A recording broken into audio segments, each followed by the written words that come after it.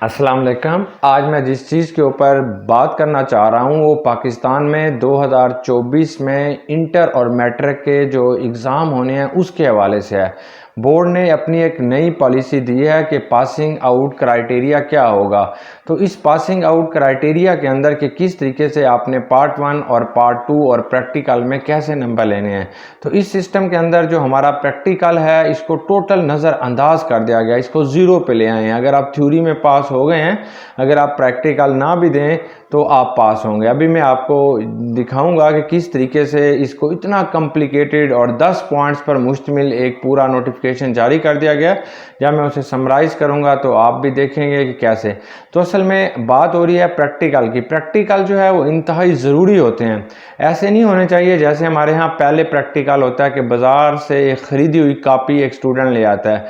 जो असल में 9th का स्टूडेंट होता है वो बहुत ज़्यादा क्रिएटिव होता है और इनोवेशन होती है। अगर उसको कोई वहाँ पे प्रोजेक्ट दिया जाए जिसको वो सॉल्व करे, फॉर एग्जांपल आजकल जो स्टूडेंट हैं उसको ये नहीं पता, अगर कोई एफएससी भी कर लेता है कि ये एक चीज़ है और आप बता सकते हैं ये प्योर है कि इम्प्योर है। बहुत सिंपल प्रोसेस है कि आप अगर वो सॉलिड है तो मेल्टिंग पॉइंट मालूम कर लें, अगर वो लिक्विड है तो आप उसका बॉइलिंग पॉइंट मालूम कर लें। तो इस तरीके से हमें कोई ना प्रोजेक्ट देना चाहिए ताकि स्टूडेंट उसको कंप्लीट करे और फिर वो जो है उस चीज़ के अंदर जो है महारत हासिल करे। फॉर एग्जांपल मैं केमिस्ट्री का एक टीचर हूँ, तो एक बच्चा है उसके घर के सामने नीम के दरख्त हैं, तो नीम के अंदर जो मौजूद केमिकल्स हैं उनको उसे एक्सट्रैक्ट करना आते हो, आइसोलेशन करनी आती हो, सेपरेशन करनी आती हो। तो इस किस्म का उसे प्रोजेक्ट दिया जाए कि ताकि वो इनोवेटिव हो, वो आगे की तरफ बढ़े। ना कि हम अपनी तालीमी पॉलिसी के अंदर प्रैक्टिकल को यकदम नज़रअंदाज कर रहे हैं और थ्योरी की तरफ लेके आ रहे हैं। थ्योरी में बच्चों के नंबर तो बहुत ज़्यादा आ रहे हैं लेकिन प्रैक्टिकली तौर पर वो बहुत ज़्यादा डिसहर्ट हो जाते हैं, बहुत ज़्यादा परेशान होते हैं क्योंकि प्रैक्टिकल उनको बिल्कुल भी नहीं आ रहा होता। अब मैट्रिक और एफएससी में जब एक बच्चा बहुत ज़्यादा क्रिएटिव माइंड था, आपने उससे ये वाली एक सलाहियत छीन ली है और जब वो बीएस में या प्रोफेशनल कोर्सेज में जाएगा तो वो कहाँ उसकी दिलचस्पी रहती है प्रैक्टिकल के लिए। तो अब मैं आपके सामने जो है ये न्यू स्कीम रखता हूँ। अब हम इस नोटिफिकेशन को देखते हैं। इस नोटिफिकेशन के मुताबिक जो स्टूडेंट होगा उसे 33% मार्क्स लेने हैं। ये मार्क्स उसने थ्योरी पार्ट 1 चाहे 9th है चाहे 11th क्लास है और पार्ट 2 उन दोनों की थ्योरीज प्लस प्रैक्टिकल को मिला के लेने हैं। अब से इसकी एग्जांपल इसने यूँ दी है कि फॉर एग्जांपल अगर हमारे पास 200 की एक फिज़िक्स है तो इसमें से 30 नंबर का होगा प्रैक्टिकल। तो पार्ट 1 में 85 मार्क्स होंगे और पार्ट 2 में भी 85 मार्क्स होंगे, तो 170 जो है वो बन रहे हैं टोटल नंबर। तो 170 के अंदर जो इसने नंबर लेने होंगे स्टूडेंट ने वो 56 लेने होंगे। यानी 56 में से क्या मुराद है कि 28 नंबर उसने पार्ट 1 में लेने होंगे, 28 नंबर उसने पार्ट 2 में, टोटल 56, और 10 नंबर जो हैं वो प्रैक्टिकल में लेने होंगे। तो ऐसे टोटल इसके 66 हो जाएंगे।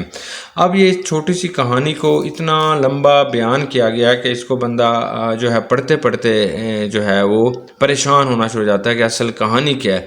लेकिन एक्चुअली ये वेरी सिंपल है। एक लफ्ज़ में जो है इसको समराइज़ करूँगा। तो पहला केस इसने बताया कि 28 दोनों में आपके पास 28 नंबर होने चाहिए, 10 प्रैक्टिकल में, तो 66 है, ये पास है।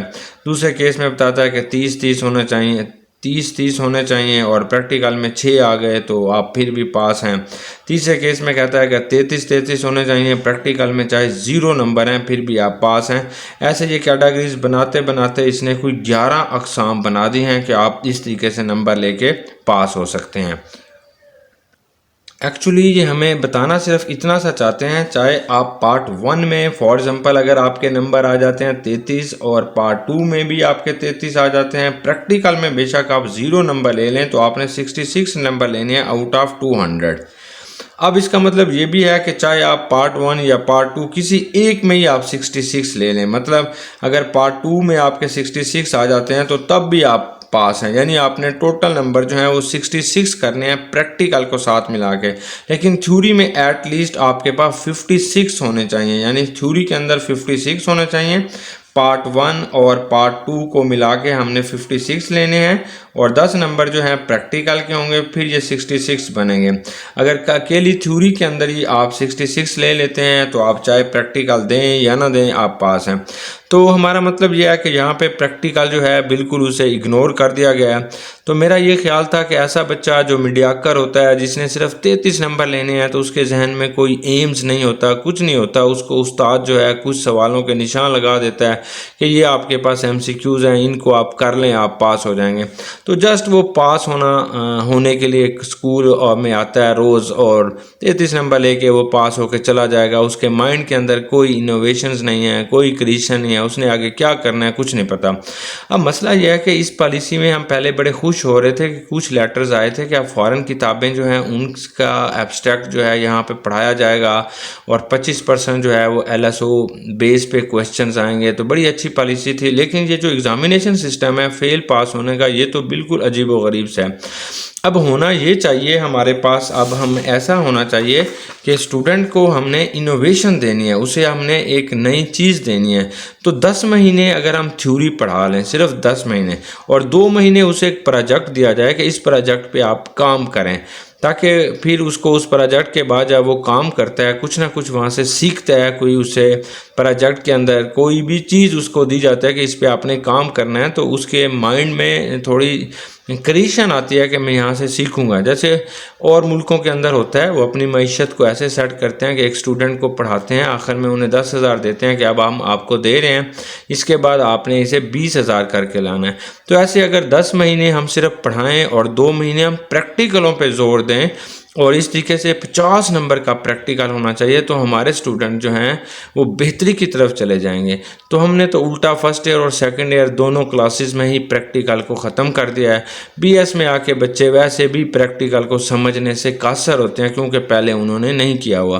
तो मेरा ये ख्याल है, बाकी आप लोग बेहतर जानते हैं।